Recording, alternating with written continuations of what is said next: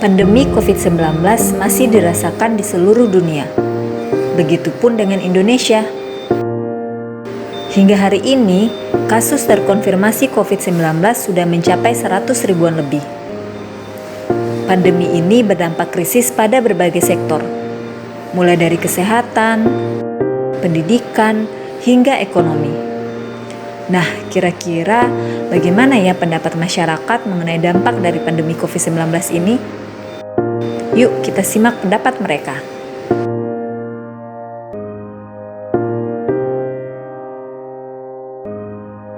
Nah, dengan adanya corona seperti ini, kita jualan kan agak sepi, nggak seperti tahun kemarin. Kita punya jualan seharusnya laku hari ini habis, sampai 3 hari, 4 hari ya contoh seperti ini kan masih sisa terus.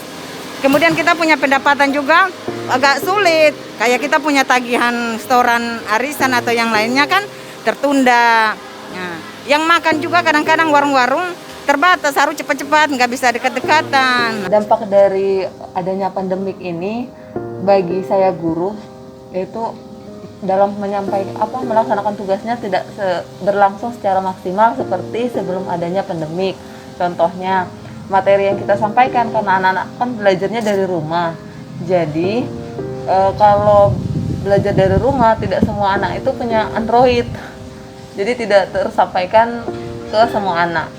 Mungkin anak-anak yang punya Android saja yang bisa langsung mendapatkan materi. Sedangkan anak-anak yang tidak punya Android, kita sebagai guru punya cara lain lagi ya agar semua anak ini dapat merasakan pelajaran yang disampaikan.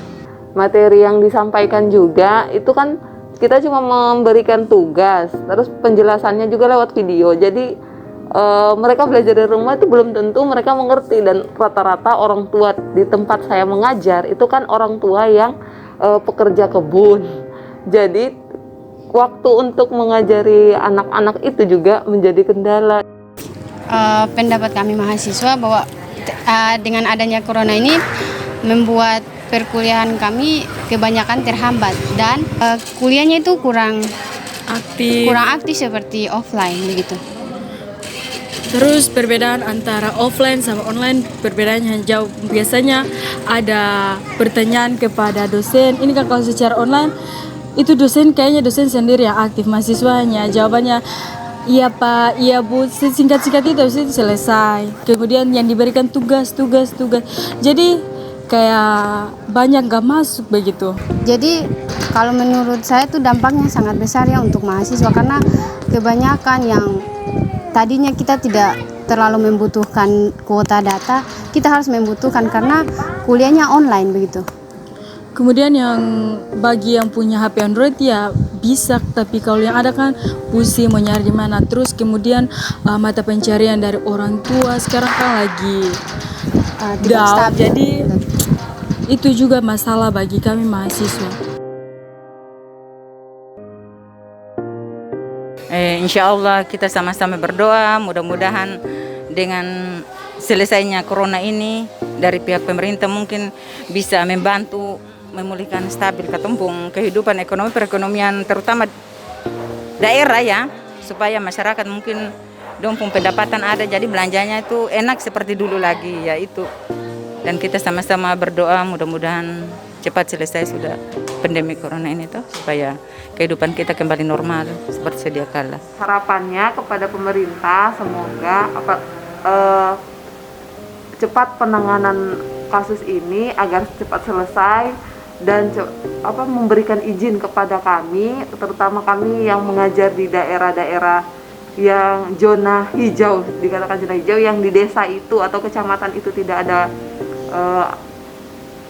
corona, tidak ada pasien corona. Harapannya bisa tetap membuka sekolah seperti biasa dengan memperhatikan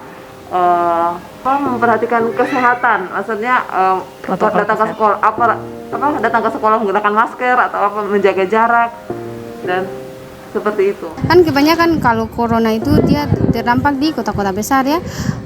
Saran saya sih agar pemerintah itu harus menutup yang namanya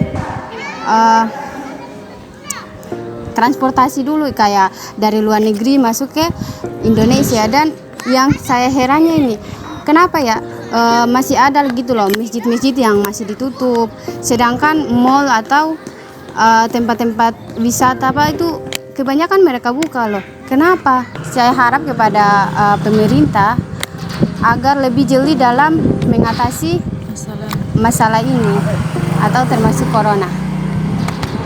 Nah, Sobat Muslimah, itulah pendapat masyarakat mengenai dampak dari pandemi COVID-19. Kira-kira bagaimana ya solusi Islam dalam menyelesaikan masalah ini? Yuk kita simak penjelasan dari Umi Siti. Pemerintah sejak awal lamban dalam menghadapi pandemi COVID-19 ini. Pemerintah bahkan seperti berlepas tangan terhadap derita rakyat. Hal ini berbeda dengan sistem Islam. Solusi dalam Islam yaitu sistem yang dibangun atas wahyu yang mengeluarkan kebijakan berdasar Quran dan Sunnah, yang memprioritaskan penyelamatan jiwa manusia, hak rakyat di atas kepentingan ekonomi. Dalam sistem Islam, ada wabah atau tidak ada wabah, pemerintah akan menanggung kebutuhan masyarakat seperti pendidikan, air bersih, listrik gratis, bahkan pelayanan kesehatan pun gratis. Apalagi dalam kondisi wabah seperti ini. Kebijakan ini terrealisasi dan dapat dirasakan oleh masyarakat karena didukung dan dibiayai oleh Baitul Mal sebagai lembaga dan keuangan negara. Maka wajar jika dalam sistem Islam mampu menangani wabah.